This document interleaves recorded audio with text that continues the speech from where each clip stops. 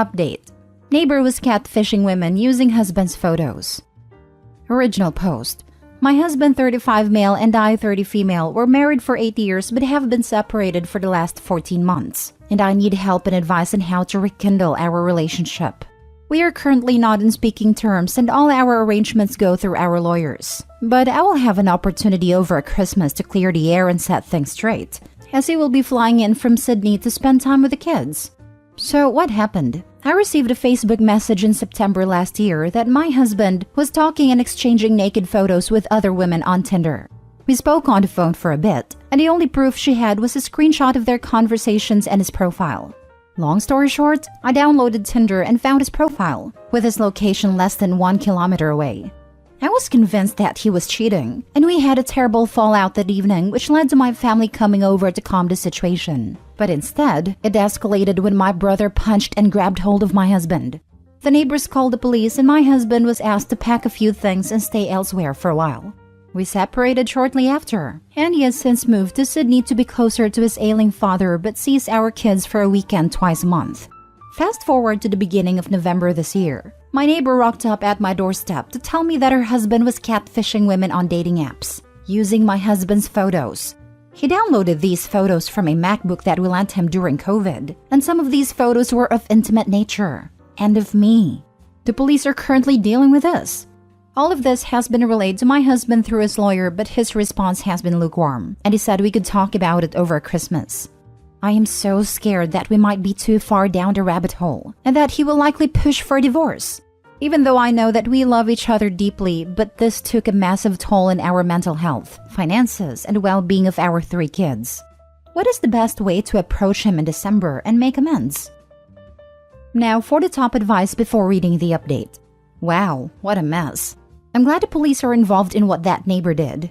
As for you and your husband, a lot is going to depend on 2 things. How much you both really do still love each other.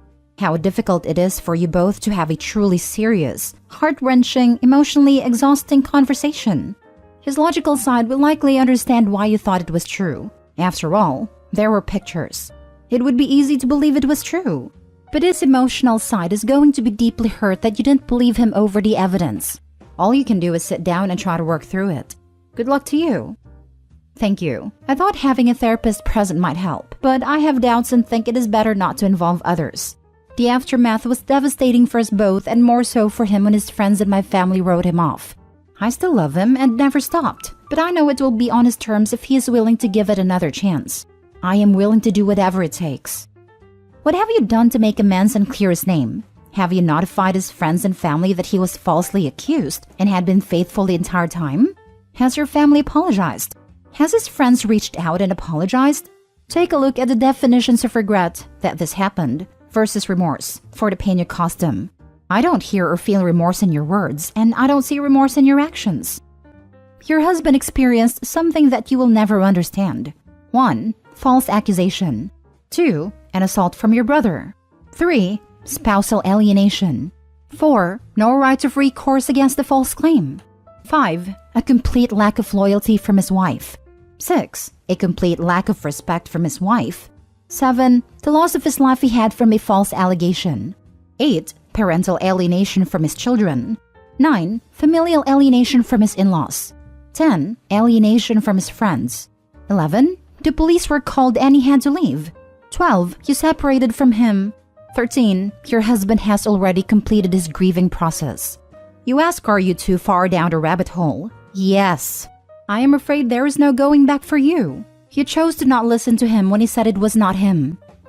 I agree. I don't think there's coming back from that. I understand you had reasons to believe he might be cheating, but it seems he had no chance to defend himself. And getting your family involved made everything even worse. He was hit and was told to leave his house by the police. Has been living away from his kids for the past 14 months and has been treated as a villain by friends. You say you love him, but I don't think love could erase everything you two have been through and rebuild trust. If Opie had posted here when she originally got the message and found his profile, I guarantee everyone would be telling her she was stupid to believe her husband saying it wasn't him, and that she'd be back here in 6 months with an STD. It's weird how self-righteous people are being now with the benefit of knowledge she didn't have. And now for the update. Hello everyone. I have had quite a few people ask for an update on what happened after we discovered that my neighbor was using my ex's photos to catfish other women. Unfortunately, after having sat down and discussed things, it was decided that our marriage was beyond repair and that we should go our separate ways. He is currently in therapy and has requested that we have a clean break with no future contact in the future. I intend to respect his wishes and will continue to communicate through his lawyers on matters that concern our kids. I have since cleared the air with our families and friends and still actively works towards repairing his reputation. I would also like to clarify the attack and why my parents came over in the first place. The night of the argument, I called my mother to ask if I could drop off our kids and if they could spend the evening there, but she was concerned about my emotional state and asked that I stay put and they would come to fetch the kids instead. They arrived, and my brother opted to stay outside while my parents came inside to grab the kids and their bags. At this point, my father asked to talk to my ex and calm the situation, and my mom dragged me away to get the kids and their bags ready. My brother was very confused when we came outside and was triggered by my mom saying that my ex might have cheated. My brother reacted the moment my ex walked out and grabbed my arm in a non-violent way, leading to the punch and scuffle on the front lawn. He was remorseful and apologized even before we found out my ex was not to blame. It is a series of unfortunate events that has changed many lives and robbed my family of our love and happiness. Now, I have to focus on my kids, my depression, and coming to terms with a divorce. I will never forget, but hopefully the pain won't be as intense. I feel so horrible for your husband. He needed help. He was a victim. He needed his wife, the one person who should always be by his side. And instead, you divorced him and allowed a brother who would be triggered by events to be there. He was hurt. He lost his family and he lost his wife. My heart breaks for him. What do you mean coming to terms with a divorce? You refused to hear him out. What is there to come to terms with? The fact you wouldn't hear him out? Please, if you ever cared for him, even the tiniest bit, do not attempt to rekindle with him. He may be desperate and go for it, but he needs to heal. He needs to find someone who will genuinely back him, love him, and trust him. You've done a lifetime of damage to him. Edit. You say it is a series of unfortunate events that has changed many lives and robbed my family of our love and happiness. But it was your lack of belief in your husband, refusing to hear him out, and either spreading the lie or allowing the lie to be spread that destroyed his life, your kids' lives, and robbed them of their love and happiness. Quit acting like you were powerless in all this. You could have heard him out, let him prove it wasn't him, and tried to find a different path. Instead, you rocked up with a violent brother and took the kids. You either allowed lies to spread uncontested or spread them yourself. The man will be much better away from you. Recommend this place to those who are considering living with you. Let them read what you wrote. Let them know that you started a conflict by manipulating everyone. And now you are narcissistic enough to act as if everything happened by itself and you are the victim. You didn't explain to your family what you said on the phone. If you hadn't manipulated them, the whole family and your brother wouldn't come to pick up the kids. I guess this is the first time your brother has attacked someone. And don't try to hide yourself. You're a lousy person. I would be carrying that neighbor to court for identity theft, digital theft, revenge crime, and emotional damages for destroying my marriage. Oh yeah, that would be my first course of action soon as I heard of it. Since OP has already been talking to and through a lawyer, I don't think it'd be crazy to ask either who could help her in this case. Oh my god, this is awful. What do you bet that the bastard neighbor gets a slap on the wrist? Hopefully not, but I would not be surprised if that was the case. I do hope they at least sue the heck out of him. Hopefully OP put neighbor on blast on Facebook, next door, the local newspaper, etc. I would go 100% nuclear revenge at that point. Next story. Update. I introduced my brother-in-law to the woman he cheated on my sister with. Original post. I, 23 female, feel like such a jerk. My sister Gwen, 38 female, has been married to Jacob, 39 male, for 10 years. I've had a best friend, Ellie, 21 female, since middle school. She's always been around, but in 2020, I started inviting her around more because her mom died of COVID, so she didn't have any family around. So I invited her to holiday parties, family get-togethers, etc., so she'd feel part of a family. Then last night, we found out from texts my sister found in Jacob's phone that he's been sleeping with Ellie, and she might be pregnant. My sister is devastated and took their kids to come live with our parents. I feel so guilty. I'm the one who brought her around and invited her to stuff. I feel like it's all my fault. My sister's life is ruined. Her kids are really upset, but I don't know what else I can do other than say sorry.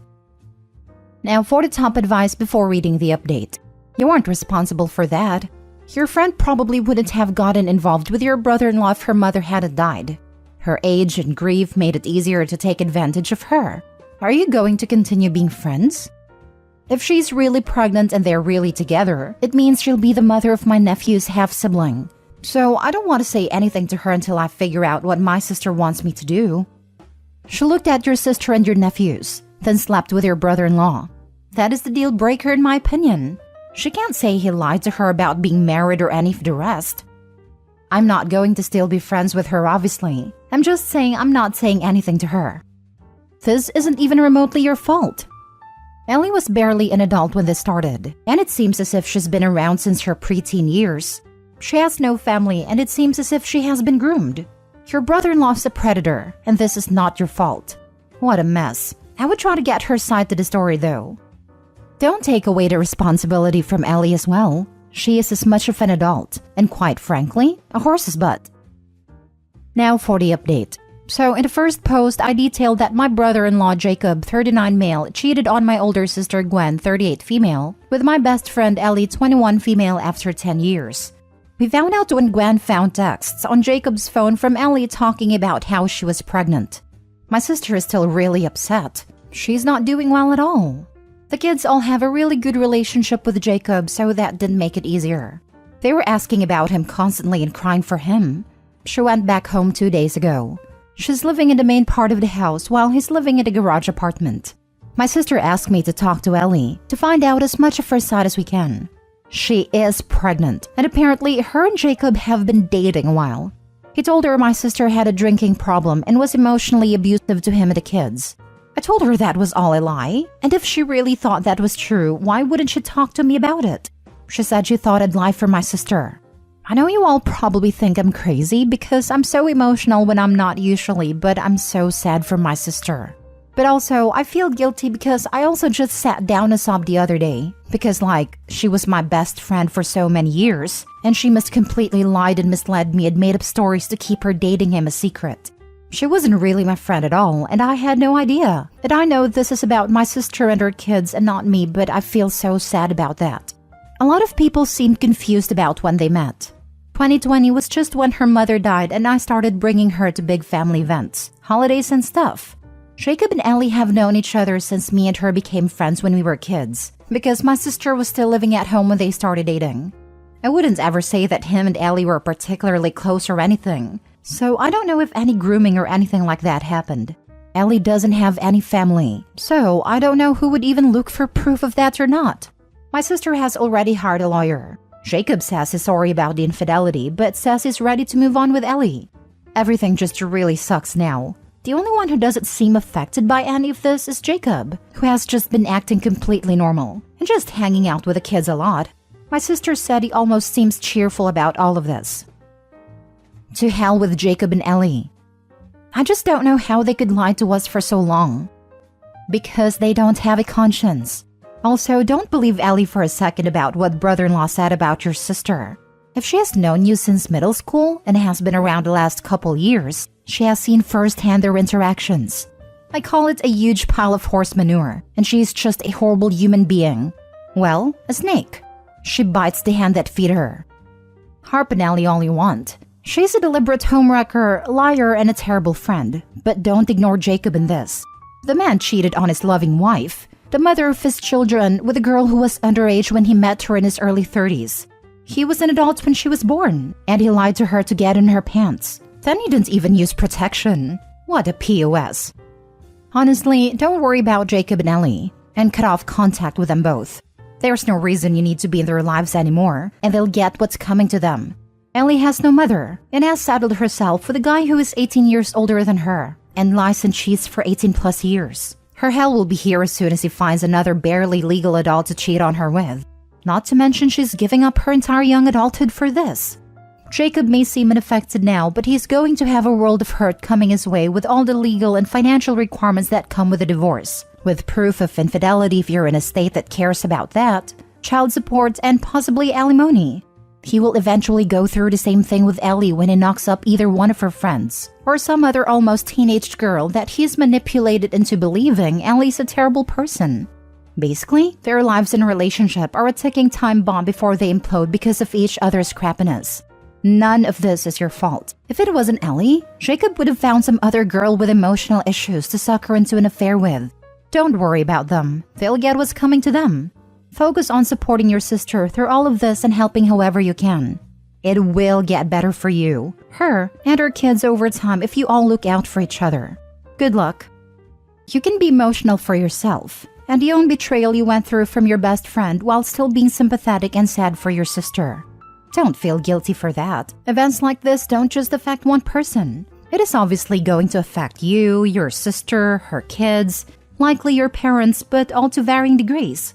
I'm sorry you had to find out your friend did not value your friendship this way.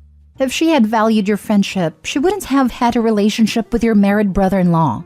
Whether she was groomed or not, it's not your responsibility now to figure any of that out. Thank you. It's just a really hard time, so I think I just don't know what I feel bad about.